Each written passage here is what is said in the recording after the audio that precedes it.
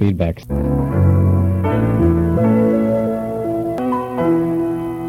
In the studio with me this morning, we have some representatives from the Marriage Encounter Group. Rich and Joan Fulk are here, and also Father Harry Brown. And good morning and welcome to all of you this morning. Good morning to you. You came over from Clearwater today? Is that right? We're from Clearwater. Rich and Joan? And I'm from Temple Terrace. Oh, you're in Temple Terrace. Just the suburb of Tampa. And we want to find out today about Marriage Encounter and what's happening with the group. But first of all, you have to explain to us what Marriage Encounter is. It may be considered kind of a retreat, and I don't know if it's really a retreat. It's kind of a weekend getaway for couples to begin to get to know each other and maybe converse a little better. So, Father Brown, maybe you need to explain to us what Marriage Encounter is. Okay, briefly, I would say I would not look at it as a retreat. It's totally different from that. The best way to say it would be it's a lived experience in which a couple comes together and they give this kind of thing to one another. And so it's not a matter of a retreat. It's not a matter of a sensitivity program or nothing like anything of a charismatic renewal. It's nothing like Cursillo. But in fact, it simply is a couple. And of course, on the weekend, you have 25 to 30 couples that come together. And it's a very private weekend. That's why it's so different from a regular retreat weekend. They come together and they communicate together. And so on that weekend, what we do is give them really a crash course in a special communication technique. And what that is really tuning in to one another in a way that they've never done before. So it's not like you're getting up there and preaching to them or getting up there and having them all talk amongst each other and explaining their own problems. No, not at all. That's not what the weekend is. It's strictly a private weekend of 44 hours between the two of them, and that's what really makes it so special. Oh, I see. Because it's a private weekend between them. We do give presentations. The team itself, which is really 3 couples and a priest, we help them. We facilitate. But actually the couple gives the weekend to each other. So the couple just gets away just to talk to each other, and not anybody else. Right. That's interesting. Also, we should mention, too, this is in the Catholic Church, but it's not only in the Catholic Church. It started to spread out to other churches, isn't it? Very much so. Oh, yes. For example, like down in Miami, there's a beautiful Jewish expression there. Here in the Tampa area, we hope in the future to get a Methodist expression going. And throughout the whole United States, since we're really working with worldwide Marriage Encounter ourselves, plus even outside, we're actually in 43 countries at the present time. What we're saying here is that in the midst of all these different groups, the fact is we have these couples coming together no matter where they are. So all these couples are constantly going through the same kind of a weekend, no matter where they are. And whether they're in Japan, and whether they're in Africa, and we're in all these places too, but it's the same kind, same style of a weekend, no matter where they go. They say this is kind of a crash course in having couples converse with each other, or how to communicate with each other. Where are most couples at today in their communication? Well, on Friday night, which is the way we'll look at it, since we were talking about a Friday night to a Sunday night, in which the weekend is, on Friday night, so often, perhaps maybe the best thing, I could say, put in my own words too, maybe this would be a good question for Richard and Joan. Let them say where they were Friday night. Okay. Would it be all right? Sure. Let's. First I want to ask Rich and Joan how you heard about Marriage Encounter. Well, we'd received a letter from my sister and brother-in-law that they had really had this fantastic experience and that we'd probably be interested in it. And they were right, and we were really excited about it, that someone so close to us could care that much about us to offer us such a gift. And so then you decided to go to the Marriage Encounter? Right. It wasn't all that easy, Steve. We had to find out information on Marriage Encounter, which no one in our area had. We lived in a very rural area of Pennsylvania, and we sought out information, and it took us about 6 months to locate the Marriage Encounter community, which was nearest to us, and it was 3.5 hours away. We traveled 3.5 hours to make our weekend. So where were you at as far as in your marriage life? Where were you at as you approached the Marriage Encounter? We were a couple that had been married for approximately 8 years at that time, and we had 4 children, and we were living what the world sees marriage, a married couple living. Rich went to work, and he did his jobs at work. If he had to do extra work, he stayed over, and he had overtime work to do. I was at home, and raising the family, which was fine for me. I enjoyed that, but I was busy with playing bridge at times and in needlework groups, and so when Rich came home, I went out. Or when after dinner, if Rich, any kind of meeting, whether it was Cub Scouts or anything else, we had dinner, and if I was staying home, then often Rich wouldn't be at home at night. And I think most couples operate that way. I think they share a small amount of their time that they have together, and then they branch out in other directions. And that's where we were. We're still just as busy, except we do it together now. It's a lot more fun. Oh, that's neat. We do the things we do, we just do it together. So did you realize that you needed something like Marriage Encounter to help communication? We couldn't say that it was Marriage Encounter. I'm very certain we realized that something wasn't right. Those fantastic dreams that we had of building a life together and growing closer to each other, and the whole family concept just wasn't in focus like we wanted it to be. And that was probably our biggest struggle. How do you begin to focus it? Where do you look to find family life? How do I begin to communicate with Joan? There's so many things I want to say. How do I do that? And did you get tired of trying? I mean, after no, so many years? absolutely not. Very determined. That's a personal thing. Yeah. Joan, did you ever get tired of trying to communicate with Rich after all those years? At times, you get frustrated, I think, but I don't think you ever stop trying. Right. I think we developed a good relationship before we were married, and we committed ourselves in the very beginning to being married and to staying married. So you don't give up when you make that commitment. So as you approached Marriage Encounter, you were both eager to communicate. You weren't hesitant, really. We were eager for more for us. Yeah. Father Brown, is this average couple, would you say? Oh, I would say very much so. And I guess a comment that I would make, too, since I traveled throughout the whole state of Florida, on a Friday night, you're asking, where is that couple? And they're relating to that very well. The comment I would make in general, I find most couples on Friday night see their marriage life now, okay, as rather monotonous, rather dry. They don't find themselves romantic. They don't find themselves, they talk, sure, but they don't find themselves really in tune with one another the way they want to be. And so what they're doing, they're in what we call the modern marriage syndrome. And when we use that term, we're saying that simply they're caught up into this thing, whereas, just as Joan Richard said here, they're living their own independent life. It's like the single married life. They're married, but each one's doing his or her own thing. And that's not what married life is. It's kind of like being roommates more than being marriage partners. And that's why a lot of them come on the weekend. But I think the main thing that I see what couples are looking for, they want to have a little more excitement, more joy in their married life. Most couples come on a Friday night in a rather sad way. And they leave Sunday night joyful, happy, and really deeply in love again.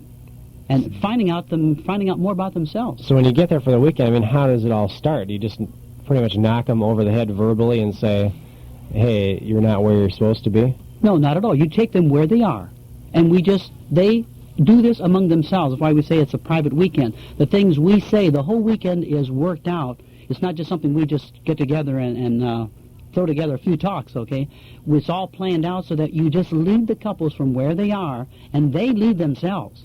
We facilitate. Okay, now explain that, because I can't. Okay. Do you just, suggest questions for them to talk about, or what? The fact is, we have certain presentations that we give to all the couples, and then we give them a question that they can reflect upon then. And the couple then, they do that. They do reflect upon the question. They can go back to the room. So we give these the encounters in motels. Or, like, for example, in Tampa in the Franciscan Center. But they go to their private room then, the two of them. That's why they've got the privacy to talk and relate that subject to themselves. And that's how they lead themselves, really. Yeah, that's one of the things that makes a weekend so unique. Joan and I can sit here and tell you all about Marriage Encounter, but your specific experience with Marriage Encounter is going to be determined by each individual couple, because it is such a private So you're helping yourself. That's right. That's you bring right. your own relationship and your own experiences and your own joys and sorrows to that weekend, and you relate those to each other. And what was one of the first big questions? I mean, I'm trying to get an idea of what kind of questions you asked. So maybe you can give an example of a question that you remember discussing maybe that first night or early in the session. Well, it's easy to remember the first one, you know. What's the first one? What's your spouse's most enduring quality? And that's something we don't think about every day. Hey, Rich, what did you say? I probably mumbled something. I don't even remember. It was so meaningless, whatever I said, you know, but it's certainly changed. And Joan, what did you say? I think if I remember correctly, I mentioned that Rich's patience. It didn't matter what was going on. Rich was very patient and would wait and hear, and he's still that to that day. But now, Rich, how did you feel when you heard her say that? Real good. Because she normally didn't say that. No. It wasn't part of our dinner table conversation. Is where do we have to go next, or what do we have to do next, or what do we need? That kind of thing. You know, what's wrong with the car today? Those kind of things usually take up a lot of your family discussion. You forget to talk about each other, your special qualities. You know, Why did we get together in the first place? You know, what was it that attracted me to Joan? Why is she so special to me? And so what happens after that first step, after that first question? Where do you go from there? Straight up. right. Yeah. The first thing that you deal with on the weekend is yourself. And you know, how do you feel about yourself? And you get your own self in perspective. And that's the Friday night. Do you find out that a lot of times you'll blame your husband for maybe something that you really should be blaming yourself for? Or you can get upset at him, whereas actually you're just dissatisfied with something inside of you? It's hard to relate to that now because I don't do that now. But I probably did that before, yes. There are, we all have our shortcomings, and we always hate to see that in ourselves. So it's hard to step back and say, hey, you know, there's something wrong So with first me. you have to accept yourself. Right. And love yourself. And love yourself, and know that you are a good person, and go from there. I think there's another discovery, too, is that while it's a real easy cop-out to blame someone else for whatever's happening in your life, but one thing we've learned is that we have a responsibility to each other for how we see ourselves. I have a responsibility to Joan about how she sees herself. If I want to be negative, I certainly can be and put Joan down every day. But that doesn't build relationship. That doesn't build love in our life. Instead, you know, we look for the good qualities in each other and build upon those to build a loving relationship and a lasting relationship and a joyous life. Did things enter into your marriage, you know, after a few years, just little subtle put-downs? We were encountered 4 years ago. Yeah. And I could probably say yes, but I couldn't be specific. It's, we've been enjoying each other for 4 years now, and it's very easy to forget the negative. So, Father Brown, let me ask, how do you get people, because I'm interested in this point, that first they have to accept themselves. How does Marriage Encounter help the person accept themselves and then move on to accepting their mate? Well, I would say mainly on the weekend, we build, in other words, a trust and an honesty between themselves, the couple. If they do not trust one another, there's no way that anything good is going to be able to happen. So on that Friday night, we set up what we call the honesty, because that's the key to the entire weekend. If the couple will be honest to one another, they will trust one another, they will open up, they'll reveal more about themselves to each other, and the normal thing is in any married life, there's so many things that are covered up. They never talk about. It just keeps getting covered up. It's layer after layer. And on this weekend, the couple uncovers and just pulls out all those carpets that got so much junk under it, and finally they really see themselves as they really are. You know, so the whole basic thing is that they trust one another, and that means being honest. Because if they're not going to be honest, the weekend won't have its meaning. Now, I know from the man's side that there can be a real sense of pride there, a hesitancy to be honest because you just don't want to admit some things. Was that true with you?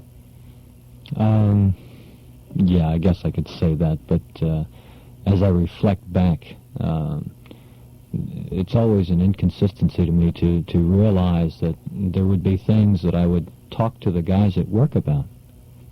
And, you know, who are they in my life?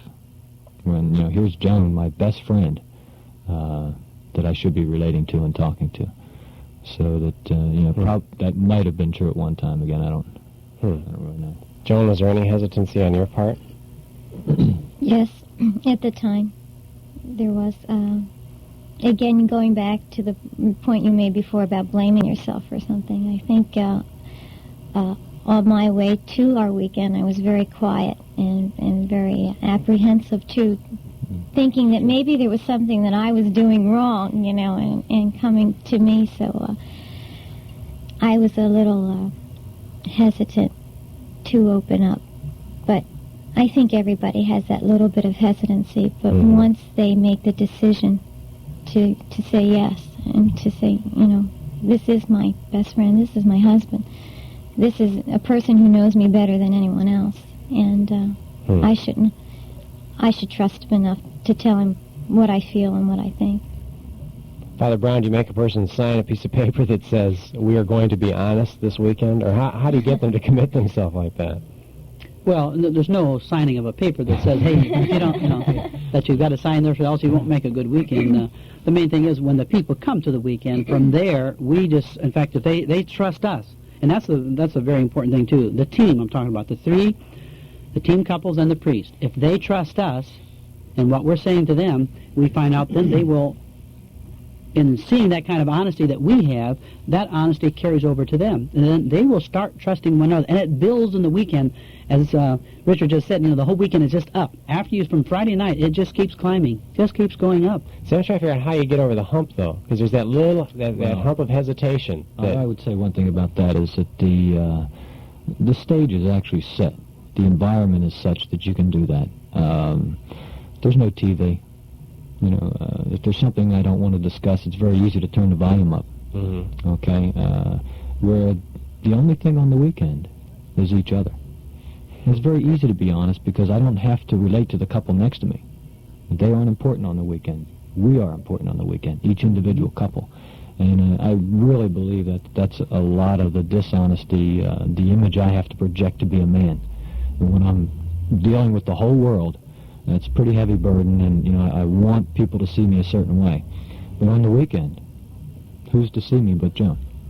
So it's much easier to be honest in that environment. It's like a running start before you jump into the cold water. Once you're in the air, it's great. Yeah, I guess the thought that I would say, too, you're taking away all the distractions that you normally have, okay? And that's why on the weekend we go to a motel or a place where it's just completely private. And that's the world of difference. When you've got two people, just for example, like you have Richard and Joan right here, right now, in the studio. They're holding hands right here, which is beautiful, huh? Which is just a normal thing for them. It shows that they're very close together. They're very, very comfortable with one another. And that's the kind of thing that builds that kind of trust and confidence, and that they feel comfortable being close, huh? Isn't so much of that the man's responsibility, though, because he's really the leader in the relationship and in the family? In what sense, Steve? Because I just picture the husband has a responsibility of even leading in the trust aspect. I mean, so many times a wife is so willing to trust her husband, but he just still isn't willing to be vulnerable and open up to her. Oh, true. I would say it's harder for the husband, as a rule, to be the one who's going to be that trusting of her. But it's simply on both sides. It has to be, it's not a 50-50, it's 100% each trusting the other. And that's where a lot of people get caught in this modern world today. They think it's a 50-50 deal. And that becomes a game. And that's not where it is. It's 100% each trusting the other. You see what I'm saying? Yeah. When it's 50-50, you're always in a scale. You're always in a balance. Who's got 49? Who's got 50? Huh? And that's where the problems are. I mean, even like holding hands or something, the husband's got to initiate that, usually. What would you answer? All of the above. All of the above. Sometimes, it'll be Joan can reach out to me. Okay, and sometimes I need to reach out to Joan. So that it just happens. It's a decision you make, and once you make it, then it just happens from there. It becomes spontaneous. I don't think there's there may be some leadership involved. I really haven't pinpointed it to that, but I know there is a need. Okay, and as long as that need is fulfilled within the two of us, that's great. I'm satisfied with that. We're speaking this morning with Rich and Joan Fulk and Father Harry Brown from the Marriage Encounter, and they're going to have a super Saturday over in Clearwater to kind of get people acquainted, I guess get some couples acquainted with Marriage Encounter. That's coming up next month on the 26th, and we'll make sure to mention that for anybody who's interested in finding out more about Marriage Encounter, especially over in Clearwater. It's throughout, you have it like in Tampa, St. Pete. Is that right, Father? In other words, the weekends themselves are given in the Tampa area. We have Howard Johnson's there, and plus also the Franciscan Center. They're given right in Tampa. And, of course, people can come in from all areas, wherever they want to come in from. Yeah. And so we'll mention this at the end of the program, how you can get involved and maybe check into this, the special Super Saturday that they're going to be having, kind of a preview into Marriage Encounter. And also, if you have any questions this morning, maybe for Rich and Joan or Father, you may want to call at 688-9711 if you have any questions this morning on the Marriage Encounter. So you just get away for a weekend. You don't really talk to anybody else, you just kind of talk to each other. And what happened, Rich and Joan, in your lives by Sunday? I think we were at the point we were before we got married. We were very excited about us again, and we had dreams for us again, dreams that had been maybe put aside and hadn't been looked at for a while. But we were enthusiastic about us.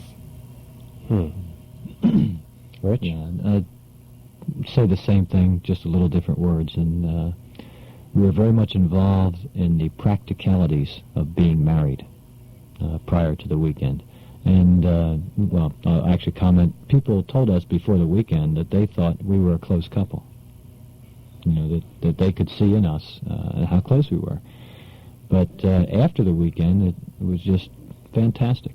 We really were close. You know, people gauge your marriage by what you do, how we raised our children, those kinds of things. Okay, and it didn't say anything about how we were communicating.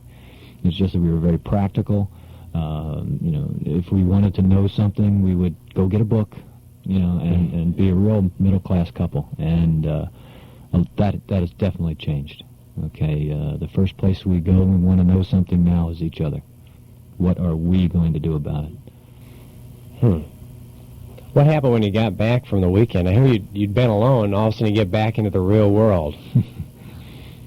Yeah, that's... The real world is there. Yeah, right. Did things change? Very much. Our reaction to the real world changed, yes. Our perspective on what the real world had to offer us as a couple changed. And we changed our life, not a lot, but we changed it for us and to make the real world work for us. Right. So it was good for our relationship. Yeah, we came first. What we thought came first and what everybody else thought came second. Oh, so you didn't worry about what other people thought anymore. Right. True. You know, we became a family, you know, with our children, and reset your priorities then. Exactly. I couldn't have said it better. Right. That's what exactly Right. most couples do. Right. Reset their priorities. What were your priorities before the Marriage Encounter? Well, pretty much to have a nice home, good education, take a couple nice vacations. You know, these all seem like important things, but they've long since faded into the dust. What are your priorities now? Us. Us, our family. Our family. Our families, including Yeah, our boys. us. They're very important to us. To watch them grow into manhood is very exciting. And, To give them a good Christian background and Right. environment right, in which to live. right. And That's neat. that takes a lot of decision, too, because there's a lot of garbage on TV. And, you know, the first decision is to walk up to the TV and change the channel with screaming children. Oh, what are you doing? Boy, everybody watches that. Well, in our house, we don't watch that. And it is because we love you. We want to teach you something better than Well, that. you get right back. That's because you come first, and Right. what other people Exactly. think don't come first. Exactly.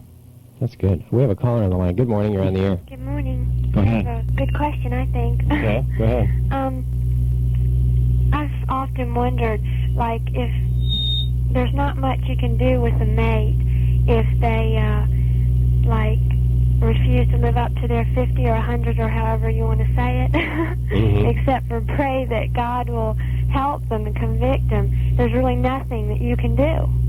And that's one of the hardest things through talking to people I've found and in my own experience to deal with is when the partner just is not fair, you know. Right. He just will not give like you feel you're giving. And you can do on your half, but you can't do for them or make them. And often, like, my daddy's not saved, and I talk to him about some different things. And he said, well, Lynn, I tell you what you do. You just, you say you do these things for him, but he just won't do things, similar in return. And what you should do is just, stop doing them for him and say, now, honey, if you're not going to and let him know what it's like, because sometimes they take for granted that you do it, and they don't even realize that you do it. But if they could see what it's like if you were the way they were towards, you know what I'm saying? Mm-hmm. Well, then maybe, it makes a lot of sense, but I feel like kind of inside, kind of convicted, like, right. Well, if I give 100% and do everything that I'm supposed to do and pray, then God will take care of them. But that takes a lot of faith, and you don't real often see a lot of results, Really? Let's find out what they have to say about it, okay? Well, what do you think? Father, maybe you should answer. The first comment that I would make there, I think it's a very beautiful comment that she is making. I think the thought that I would say, as much as the couple can say what concerns us and not just what's only 100% for him, but when you can reflect that, always look at the relationship. What is 100% best for us? That's the kind of a couple that's in tune with one another. You're not just looking at husband or not just looking at wife, even though it's 100% both ways. But if constantly the things that you are doing, how will it help us, benefit us? What can we as a couple? It's always the us. Oh, I see. So even if her husband isn't responding, she should still think of us. Us, because automatically he's brought in. And he has to, in other words, he's going to feel what she's feeling, and that's what's so very vital to it. And otherwise, he could be completely tuned out of it. So where does any couple, not only her, but any couple start when the husband does not seem to respond, or the husband doesn't seem to care, or the wife for that matter, if the spouse doesn't seem to care? I would say that the first thing that really has to happen is communicate. We're talking about a lot of good feelings that Joan and I have together, but they're not always good feelings. Sometimes they're not good feelings. They're very sad feelings or tense feelings. Well, I have to tell Joan, boy, this makes me feel just tense. Okay, and then we can begin to discuss it as a mature adult couple. Not everything's perfect. Okay. In fact, that's what we're going for, communication. You got to open up and let it be known where you are. So she should express herself. Well, I wouldn't want to counsel her. But for us, so that's important. That's what it is. Right. Okay, does that help at all? Yes. Okay, good. Thanks for calling. Bye. 27 minutes before 10 on feedback. 688-9711 is the number. And we're talking about the marriage encounter. And as you said, I don't like to point out things like, I would hate to have someone call up and we say, well, you have to go to the weekend to do it. Because I think a lot of these principles can be applied in our own lives to people who never get to the weekend. They need to start to communicate. And just maybe get alone and turn off the TV every once in a while. You mentioned the children. You have 4 children. We have 4 boys. 4 boys. What was the effect on the family, on the boys, after you came back from marriage encounter? I think one of the things that we were very anxious and eager to do was just to touch our children and to love them and to let them know that we loved them and that they were important, and that they could see that we loved each other too, and we are a family and we are all important to each other. We wanted them to share with each other, too, their love for each other as brothers. And but first we had to show them, give them the example between the 2 of us. And it did have an effect on our boys, to the point where our oldest son, who at the time was 8, and between the time he was 8 and 10, would say to some of his other friends that your mom and dad should make a marriage encounter weekend. And he was very happy with what he saw happen to us. And I think there's even another concrete example of that, and that was we had invited some couples over to the house. We were going to tell them about marriage encounter, and information night is what we would call that. And without any prompting from us whatever, he said, can I say something? And, Joan and I just kind of said, well, if you really want to. I couldn't imagine what this 8 or 9-year-old is going to say. And he took the time, he wrote down what he wanted to say, and he practiced and practiced and practiced. And, Joan and I we really knew what we wanted to say. And everybody was listening, and we gave our talk, and he's just sitting there, is it my turn? Is it my turn? So, okay, Rich, go ahead. And he opened up this one little piece of paper, and he said, love has grown in our family. No, we didn't have to be there. I mean, that was enough. It just floored everybody, and it was so spontaneous, and it was from deep down inside of him. So that was really quite an experience in our life to see. The little things that seem very small, minute at the time, if they keep getting under the rug, that pile gets awful big, and those feelings get very deep and very hurt. And if there is a hurt feeling that you feel, to share that at the time. And also the good feelings, and to say the good feelings. Don't just assume them and take them for granted. You know, when Rich comes in at night, or, you know, or leaves in the morning, a peck in the morning as you go off to work is pretty quick for some people, and it was for us, but we mean it now, you know, and it's obvious we mean it, that we give each other a kiss, not just a quick glance as we're running by each other. You know, it's important that we start off our day with loving each other, and them too. And they are boys, and we kiss our boys, and we touch them. And it is very important because they're human beings, and we all need that communication. It's really exciting to see them be in touch with themselves, to really understand themselves, you know, to understand that they are lovable, and that we love them. And, you know, we've had our little tragedies here and there, and the most heartwarming thing is to see them realize that, gee, you know, I can walk through that door and close it, and I'm loved here. It doesn't matter what happens outside of our house. What's an example of what you just said, a tragedy? I'm interested in, because well, parents with kids, I mean, my goodness, they go through daily tragedies. It could be a 50 coming home on a test or something. Right. You know. Oh, bad grade. Yeah. Bad grade. Or maybe I didn't make the team this year, something like that, you know. Not making the team, does that make any of my sons any less of a man? Okay, or does that make him any less lovable? Well, I love him less because he's not good at a sport, or if he is good, does that mean I'm going to love him more? Well, it has absolutely nothing to do about it. That's, I guess the word is unconditional love. Right where you are, wherever that is, that's great with us. we love you wherever you are. Right. Do you two ever get in arguments now? We never argued much before the weekend. We were very quiet people, and we just kept everything inside. Just kind of steam. We just saw the steam coming out from they came out. head. We reached our boiling points, and then we just turn around and walk away from each other. And do you have boiling? I mean, do you still steam a little now? A little bit. Not. Yeah. Do the boys notice that? I think so. I think so, but again, that's not the focus. That's not the important point. The important point is that when we reach that point where we're steaming, we begin to communicate. Say, that makes me angry.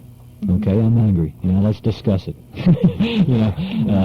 Rather than we try not to dredge up old wounds, and there's just so many things that can that just hurt, and they don't focus on how we're going to make love grow in our life. Okay, and stick to the subject. If there's a problem, let's try to resolve it, and that kind of thing. Steve, I guess the comment I'd like to make in connection with this would be, when couples come off the weekend, I would hope that they don't have in mind that they're never going to have a fight or an argument after that, because that would be a very boring marriage. Okay, and I don't say that to alarm anybody, but the fact is, couples normally, or even like the priest or a brother or a sister in our own religion life, we have our arguments, we have our ups and downs too. But the fact is, what we're saying, they know how to communicate. After they've gone through the weekend, you know how to cope with the situation. What happens in many marriages, and I know too, because I personally come from a family of 13 children, so that's a large family. We've had a lot of ups and downs. But the fact is, the husband and wife, when they know how to communicate, even though they've had a real bitter argument or some kind of spoiled plans, if they still will communicate, that's what we actually do accomplish on the weekend. They continue to talk. But what happens in so many marriages, they stop talking, and that's where the problem comes. They will not open up to one another and say, okay, I've had it, walking out the door.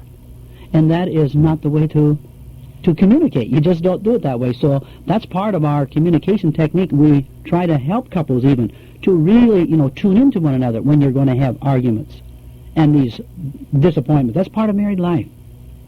But what a beautiful thing it is when you know how to come out of this kind of thing and even be closer after the argument than you were before. And that's what's important. Well, it's so odd because it's almost like people tell you you can't, if you're a married couple, you can't argue because, if you're really happy, you won't argue. And so then when you think, when you've got that ideal in your head, then every time you argue, you think, oh no, I'm not a good husband or I'm not a good wife. And you keep, and that's just, you're starting to hurt yourself then because you're not loving yourself because you're saying, I'm a rotten person. Instead of just saying, hold it, I'm angry, that's okay. I'm angry for now, let's get it out and find out why. I'm not a terrible person for being angry. Basically, it's something I have to deal with. In fact, you're being human. You're angry, you're being human, and that's a lot of, as you say there, a lot of people are down on themselves because they are that way. But that's just no way to be. You just simply accept your anger. That's what has to happen in a couple when they're fighting and or if they got real joyful feelings, huh? That's another emotion, it's a feeling, huh? Yeah. But it's human, and therefore accept it. Well, that gets back to like separating the sin from the sinner because, you should hate the sin but love the sinner. And if you sin in your own life, you can not like that sin and hate the sin, but still love yourself and say, I'm still okay. I'm not a rotten person just because I sin, but ask forgiveness of the sin. What happens now? Do you have kind of like follow-ups to Marriage Encounter? Do you go back for little renewals or something? Yeah. In other words, after the weekend itself, whether it's 1 or 2 weeks, we have what we call like a rookie renewal, in which the couples all come back together again, and that time it's a little more of a socializing thing. On the weekend itself, it's not socializing. It's for the couple. It's private. But then we have a renewal. For example, in many areas you have a monthly renewal or what you call a community night where the couples can get back together and relate. There's other, for example, programs in our own area too where you have images, where you have what we call circles, where several couples will get together, and even follow up on even in a little closer, more intimate way, in a sense of what, maybe 5, 6, 7 couples, okay? But it's a follow-up in which they keep enhancing their own relationship, because we need one another as a community, and we find that very important. How does this really tie in with your whole life in the sense that how has it helped out in work, at church, places like that? How has it gone from beyond just the family setting, but also helped other aspects of your life? On the week, I mentioned earlier about developing our children into a Christian atmosphere, and I think we have reached outside of our home and more into our church community to grow with our church community and to have them grow in that church community, to help our church community. We both teach within our church, and we are active with the groups within our church. We need that Christian atmosphere ourselves to enhance our marriage. And the circles and the images that Father mentioned, we need that support. You mentioned the modern world before, and when we get out in the real world after the weekend, we need those couples to help remind us what potential we have, even in the real world. And it's very important. It was very important for us to follow up on our renewals, so we could get that spark and keep that energy going within us. Well, it's work, isn't it? I mean, you have to work at... Yes, it is work. At that. Joyous work. Yeah. It's very rewarding, though. Yeah. Love is a decision, and we decided that that's what we wanted in our life. What about the job? Have things changed at all at the job at work? Well, I've changed jobs several times in the past couple of years, so yes, it has changed quite a bit.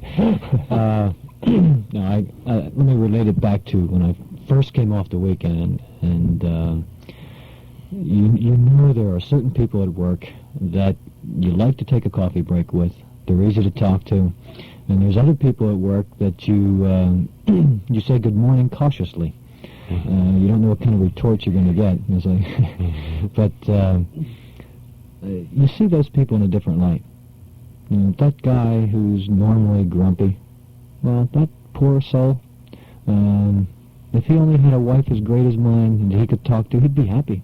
I can go on and give specific examples, but it really made a significant difference.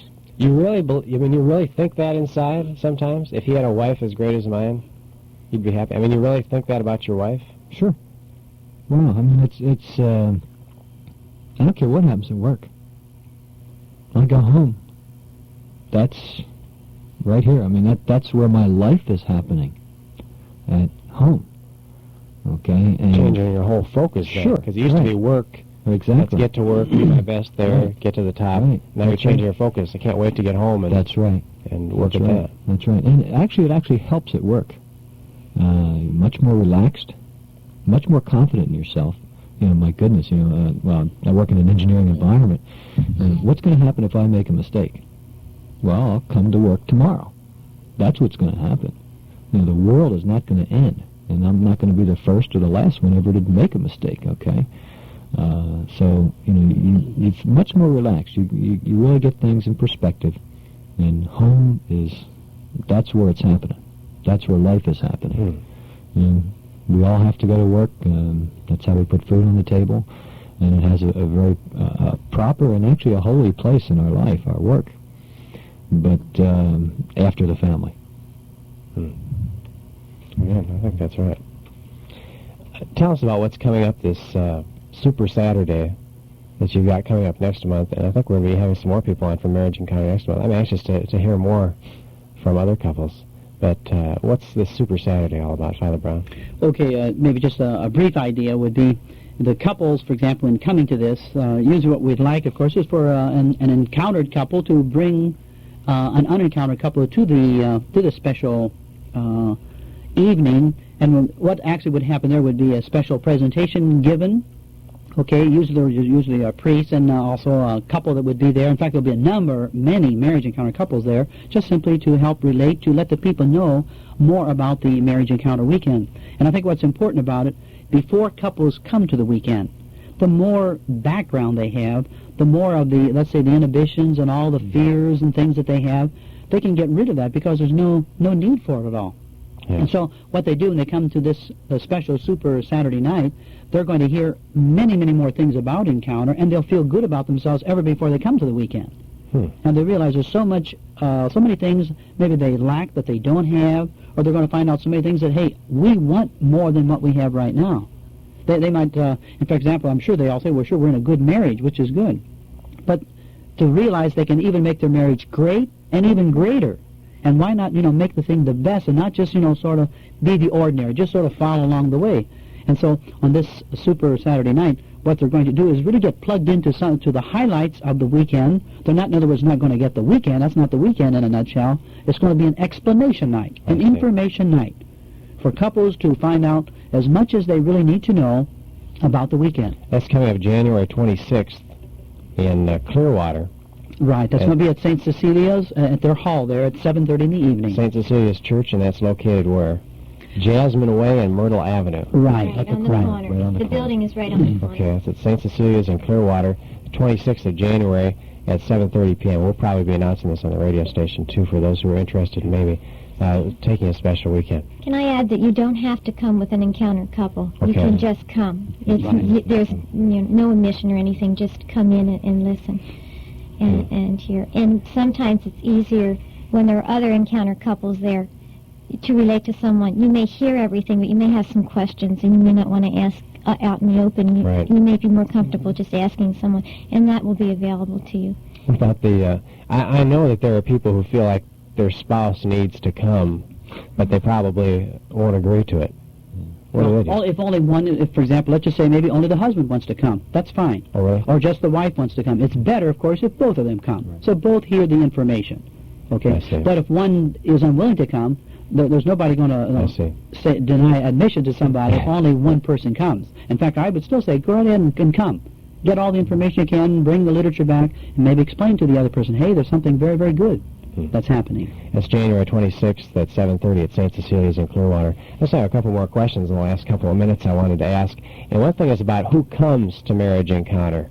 It is not for people who have deep problems within their marriage. Is that right?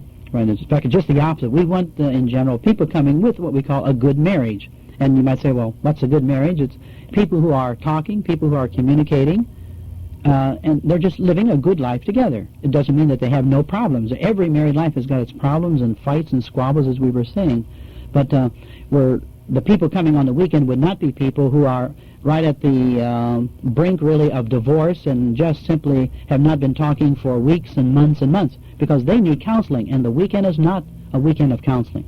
We're working together with all these couples so that they can really, let's say, enhance what already is good. You have had one or two couples, though, come who have had some deep problems. Right. In other words, again, if a couple would be coming on the weekend because of a serious problem, if they definitely want to come, we're not going to say no to them.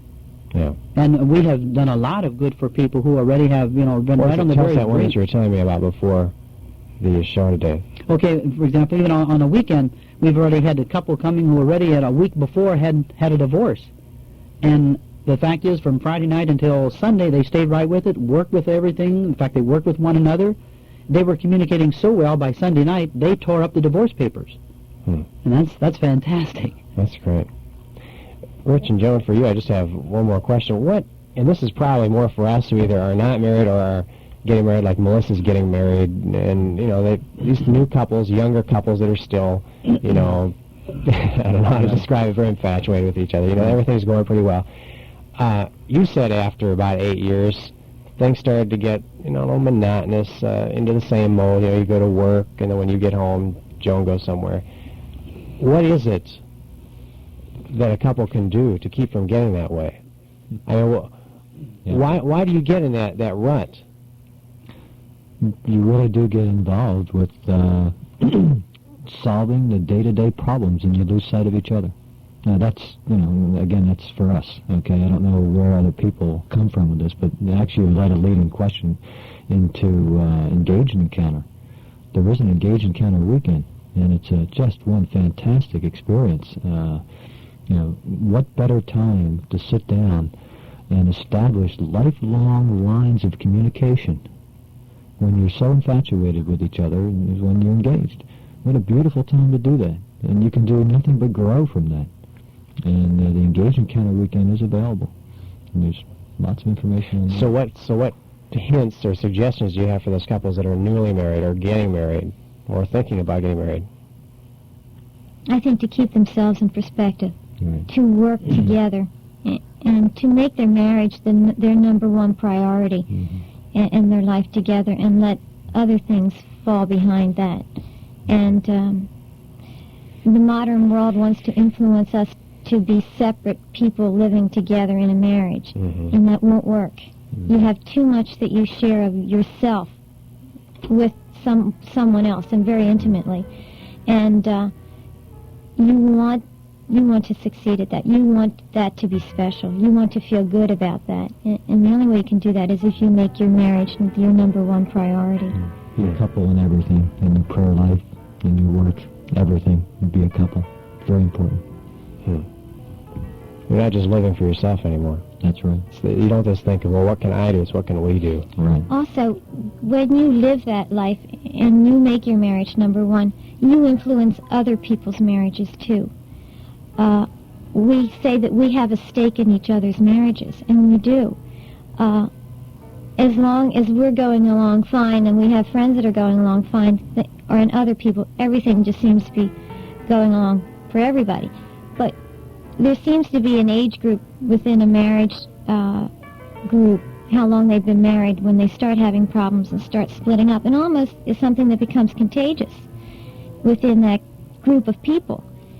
And if you can stay strong, you're influencing somebody else to stay strong with their marriage too, and to make it work. They see it can work, and they obviously had something going for each other, or they wouldn't have gotten married. And you want that to continue, and we want it to continue for them because they influence our marriage too. That's great. Thank you all for coming. It's been a real pleasure to have you in today, and thank you especially for coming over from Clearwater to share with us. Father Brown, thank you for being here. Father Harry Brown, and also Rich and Joan Fulk for sharing with us about marriage and counseling. Do have a good day. Thank you for having us. The opportunity. Tomorrow morning at 9, we'll be having some highlights of some past programs this last year with Pat Boone, Art Linkletter, and Ephraim Zimbalist Jr. Until then, this is Stephen Witters. The Lord bless you, and do have a good day. Feedback, guests, and opinions expressed do not necessarily represent those of WCIE Radio.